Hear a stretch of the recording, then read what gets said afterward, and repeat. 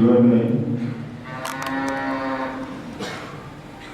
जो कठिनाई है, उन कठिनाइयों का सामना करने का क्षमता अध्यात्म से ही संभव है।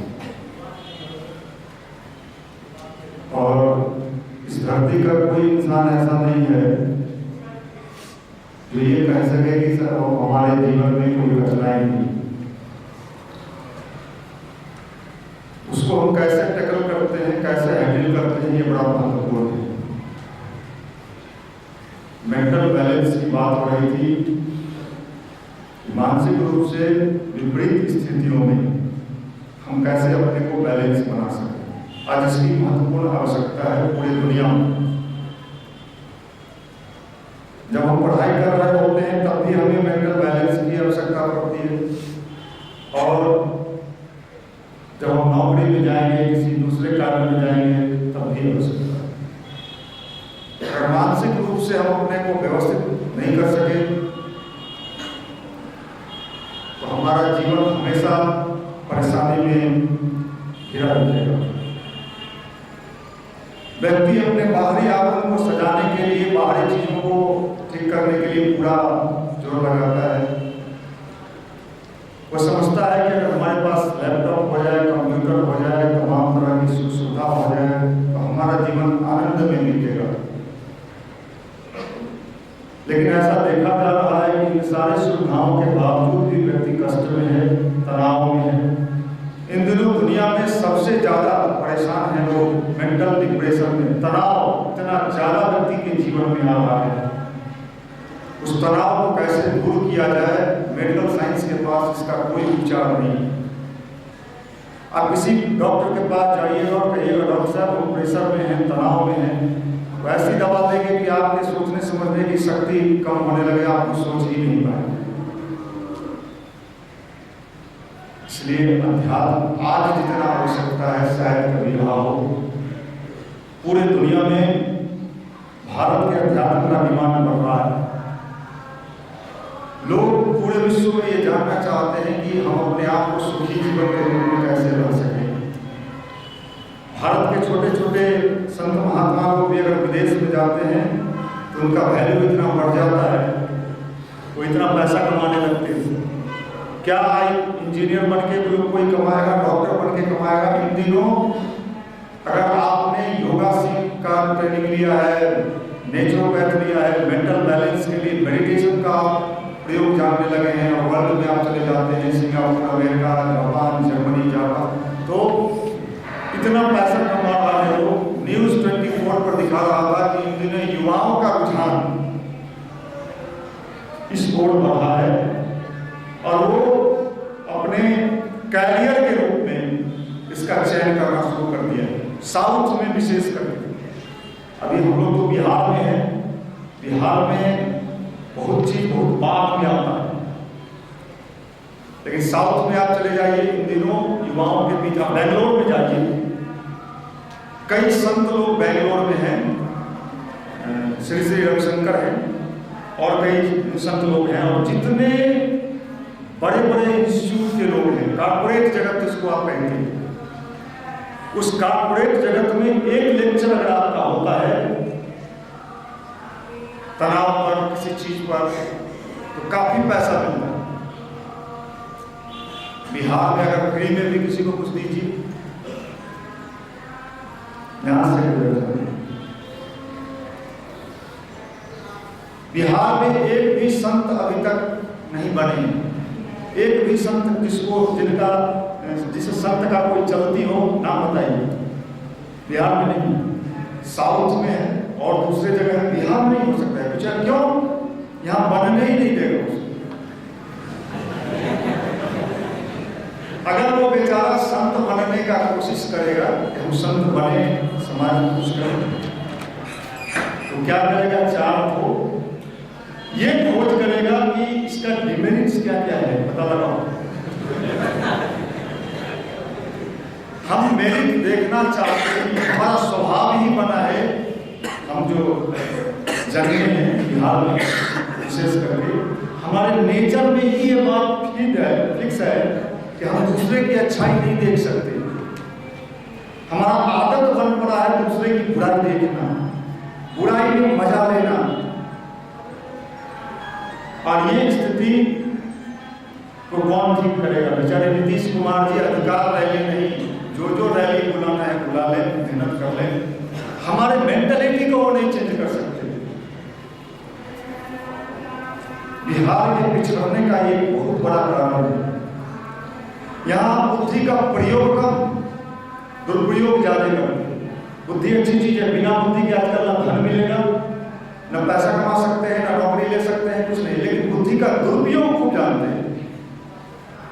आप कहीं भी जाइए, अच्छाई देखने की आदत हमें है ही नहीं, हम बुराई देखेंगे, बुराई ढूंढेंगे, और ढूंढते ढूंढते एक दिन हम स्वयं को बुरा कर्म करने लगेंगे। इसलिए देखिए बिहार में एक भी संत महात्मा नहीं बना। दूसरे जगह जाइए, बहुत संत महात्मा हो, बिहार में नहीं। यहां अगर किसी को फ्री में कुछ कीजिए तो उस पर भी वो रिसर्च करेगा, इसमें इनका फायदा कहां है, कितना फायदा होगा इनको। हमारी बुद्धि संतुलित हो, व्यवहारिक हो, सही सूझबूझ वाली हो, तभी हमारा विकास संभव है। अन्यथा हमारा विकास संभव नहीं, हम उन्नति नहीं कर पाएंगे। मनुष्य को मनुष्य बनाने का विज्ञान का नाम गुरुदेव ने कहा ध्यान है। मनुष्य के अंदर एक मनुष्यता, दोनों चीज हमारे ही अंदर काम करता है, कौरव और पांडव। महाभारत का लड़ाई आप सुनते हैं कि एक पक्ष कौरव था, एक पक्ष पांडव था, तो हमारे भीतर दोनों पक्ष काम करता है। दुर्योधन भी बैठा हुआ है हमारे अंदर, और कमजोर पांडव भी हमारे अंदर बैठा है। जब दुर्योधन बलवान हो गया हमारे अंदर, तब फिर देखो ये दुर्योधन है, दुष्ट बुद्धि का। और पांडव अगर थोड़ा हिम्मत दिखाने का काम करता है, लेकिन दुर्योधन अंदर तगड़ा बैठा हुआ है, दबा देता है पांडव। दोनों पक्ष अंदर ही काम कर रहा है। दुर्योधन लोगों का डिमांड है मार्केट में, पांडव तो बेचारा है। पांडव अगर ध्यान करता है तो दुर्योधन को देख के हंसता है, ये बाप हो गए। ये देखो इसी उम्र में ये भटक गया। दुर्योधन अगर सिगरेट पीता है कोई उसको कुछ नहीं कह सकता है। अब पान की दुकान पर हमारे यंगस्टर लोग, क्लास 10, क्लास 8, क्लास 9 के लड़के एकदम ड्रेस पहने हुए, ये सेंट कौन सेंट स्कूल खुला है ना, saint Matthew, saint Michael, saint Joseph, saint क्या सेंट, खाली सेंट ही सेंट। ये दुर्योधन इन दिनों बड़े ताकतवर हैं। अब दुर्योधन को दबा के और पांडव को उनको आगे लाना है अंदर से, बड़ा मुश्किल काम है, टफ टास्क है, ये साधारण काम नहीं। और उसको लाने के क्रम में कई कठिनाई उत्पन्न होगा। मैंने आपको कहा ना, आप किसी पान की दुकान पर खड़े हो जाइए, आपको कोई नहीं पूछेगा कि क्यों खड़े हो, क्यों सिगरेट पी रहे हो इसी उम्र में। चलिए सामने में कोई भी पान की दुकान पर आप खड़े हो जाइए, कोई बुजुर्ग व्यक्ति, कोई सज्जन व्यक्ति आपको पूछेगा भी नहीं कि तुम क्यों पी रहे हो। लेकिन जैसे ही आप किसी मंदिर में बैठ के किसी पीपल के पेड़ के नीचे भगवान बुद्ध की तरफ ध्यान करने लगे, 5 आदमी आपको पूछने आ जाएंगे, आपको भीतर से मुस्कुराएगा आपको देख के, ये क्यों ऐसा कर रहा है, ये पागल तो नहीं हो गए, ये विक्षिप्त तो नहीं हो गए। मतलब क्या है कि उल्टी दिशा में चलने में इन दिनों व्यक्ति को कोई कुछ नहीं हो, लेकिन अच्छाई के रास्ते में चलने पर हजारों क्वेश्चन होता है। अब इसी रास्ते पे चलना है, तभी हमारा कल्याण है। अगर इस रास्ते पे नहीं चलेंगे, दुर्योधन को जाना है और पांडव को आना है, सत्ता पांडव को ही मिलना है, नाम पांडव का ही होना है। हम लोग इसी बिहार में हैं, किसी जमाने में क्रिमिनल बनने वाले लोग बड़े डिमांडेड होते थे। अगर कोई क्रिमिनल किसी गांव में पहुंच जाए तो सब उनको बैठने के लिए जगह मिलता था। कोई अच्छे लोग अगर पहुंचे किसी के दरवाजे पर, उतना सम्मान नहीं था। लोग बड़े गर्व से कहते थे, हम लोगों को याद है, आप लोगों को याद होगा, ज़्यादा दिन नहीं बीता, 5-7 साल पहले की बात है, फलाने हमारे यहाँ आते जाते हैं, फलाने हमारे मौसा लगते हैं, फलाने हमारे चाचा लगते हैं। बुरे लोगों का उदाहरण दिया जाता है। कोई चीज बहुत दिन तक नहीं टिकता है। ये जो युग दिख रहा है, इसमें ये दिख रहा है कि ये कौरव पक्ष ज्यादा शक्तिशाली है, पांडव कमजोर हुए हैं। अब फिर पांडवों का शासन आने वाला है, अच्छाई का शासन आने वाला है। बुरे लोगों का अंत होगा, अच्छे लोग आएंगे। गुरुदेव ने सिर्फ इतना ही कहा कि ऐसे समय में आपको जग के रहना है, अपने को जगाना है, और जगाने के लिए महत्वपूर्ण चीज आपको बताया भाई ने, गायत्री मंत्र का सहारा लीजिए। गायत्री मंत्र जपने से क्या होगा? कौरव पांडव का युद्ध है, कौरव मारा जाएगा, पांडव का विजय होगा। समाज में भगवान के पास भी ऐसे ही लोगों का डिमांड है कि साहब अच्छे लोग आए। अच्छे लोग से लोग डरते हैं। एक अरविंद केजरीवाल, कितना ताकत है पता नहीं, यूथ है, यंग है, वैसी शर्ट बाहर निकाल कर पहनता है, चबूतरा उतरा नहीं देखते हैं उसका, ये सब चबूतरा यहाँ तक नहीं खिंचाया नहीं खिंचाया है, कोई चबूतरा नहीं रखता है। सिंपल मैन, साधारण सा आदमी, साधारण सा यंगस्टर। भारत का 2 पार्टी जो सबसे बड़ा पार्टी है, ताकतवर, उन दोनों पार्टी को पानी पिलाए हुए। मतलब क्या है? देखिए, बालू की भीत की तरह इनकी स्थिति खराब हो रही। एक व्यक्ति खड़ा होता है, ये क्या है? ये एक सच्चाई की एक ताकत दोनों बड़ी पार्टी को हिला के रख दी है। भाई ना लाठी चला रहे हैं, ना डंडा चला रहे हैं, ना तुमसे लड़ाई झगड़ा कर रहे हैं। क्यों डर रहे हो हमसे? ये डर किससे है? ये है सच्चाई की ताकत। सत्य सच्चाई की ताकत है वो ये। और ये ताकत बड़ी चीजें होती है, और इस ताकत का समय आ रहा है। हर चीज का एक समय होता है। जमींदारी का समय था, राजे राजबारी का समय था, आज कहानी है। आज कहानी भी पढ़ते हैं हम लोग तो आश्चर्य होता है, ऐसा होता होगा क्या? आज कहानी पढ़ते हैं, कभी दरभंगा में जाइएगा तो दरभंगा महाराज का किला बना हुआ है। महाराज जी यहाँ आते थे, यहाँ पर खड़ा होते थे, यहाँ पर गंगा जी को देखने के लिए खड़ा होते थे, यहाँ पत्नी के साथ घूमते थे। वहाँ का गाइड आपको समझाएगा, हो सकता है। आज वो कहानी बनी है। बहुत सारी चीजें कहानी बनने वाली है। यहाँ लफुआ लोग रहता था, मुसल्लेपुर में लफुआगिरी करता था। गाइड आएगा, जमाना बदलेगा तो गाइड लोग खड़े होंगे, अरे ये सन्नाटा क्यों है? अरे आज सन्नाटा दिख रहा है। यहाँ लफुआ लोगों का जमात होता था। अब बाद वाली पीढ़ी बड़ा गौर से, हम लोग अभी बोध गया गए थे बुद्ध के स्थान पर, वहाँ गाइड लिया हम लोगों ने। गाइड बड़ा समझा रहा था, बुद्ध ऐसे हुए, यहाँ ध्यान मिला, यहाँ ये हुआ, पीपल का पेड़ देख के पास ले गया। आने वाले समय में आप याद रखिएगा, ये गाइड लोग आएंगे और नई पीढ़ी को बताएंगे यहाँ फोटो घूमता था, उसका जींस इतना टाइट होता था कि ठोना मोड़ने में भी उसको दिक्कत होता था, लेकिन टाइट रहता था। वो आश्चर्य करेगा, अच्छा हाँ, वो दिखने में तो आदमी था लेकिन भीतर रात से वो राक्षस था। और वो कहानी सुन के अचरज में आएगा, तो ऐसे बेहुदे लोग भी जन्म ले लिए, बेहुदे लोग भी जन्म ले लिए। इस समय आपको एक पूर्व की भविष्यवाणी में बताऊं, और उसी में कुछ अच्छे लोगों की कहानी जुड़ेगी, जो अच्छा बनेगा, अच्छाई के रास्ते से चलेगा, उनकी कहानी।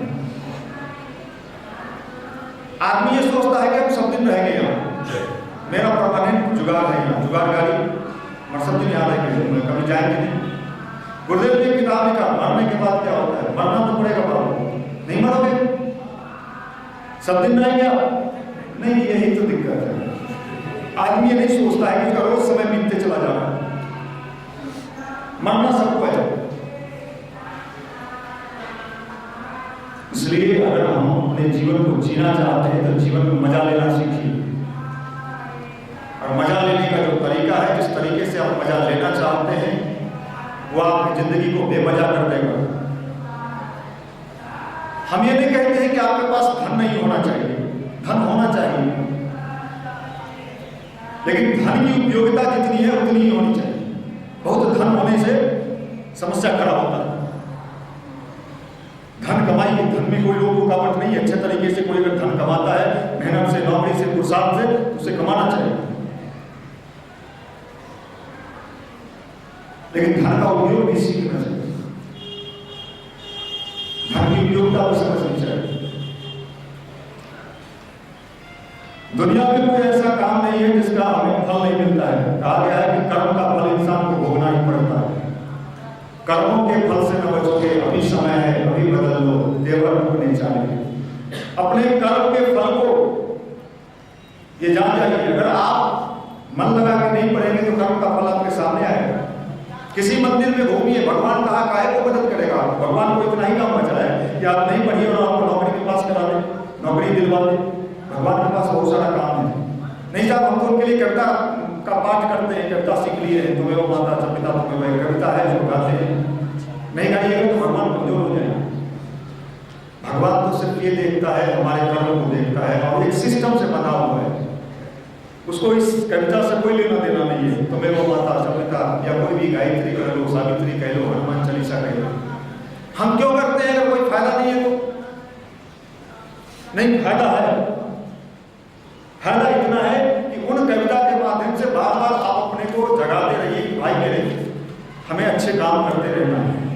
गायत्री मंत्र बार बार इसलिए कहते हैं कि साहब बार बार हमारे मन में ये भाव होता है कि हम एक अच्छे इंसान बनना चाहते हैं, अपने कर्म को सही से करें।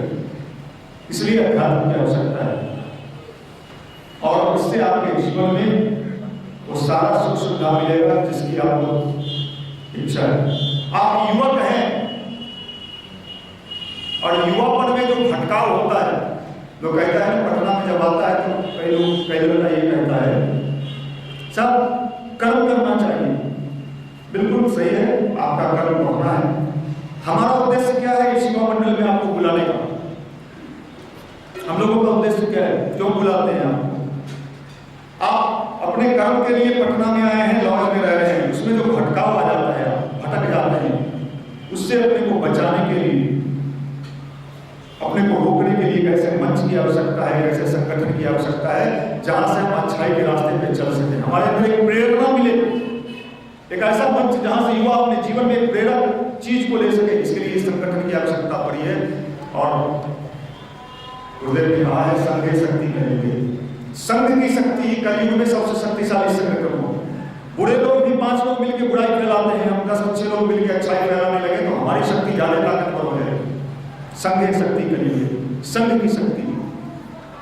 और ये संघ की शक्ति जब मजबूत होगी तो हम कुछ भी कर सकते हैं। स्वामी विवेकानंद कहते थे कि अगर मुझे मेरे जैसे 100 युवक मिल जाए मैं इस दुनिया को बदल दूं। ये विवेकानंद कहते 100 युवक मिल जाए। याद रखिएगा, युवा शब्द कहा है। हम लोग यहाँ देखने बैठे हैं, क्या सभी लोग युवा हैं? सभी युवा हैं, सभी युवा हैं। परसेंटेज बहुत कम है युवाओं का, 1% होंगे हम यहाँ बैठे हुए।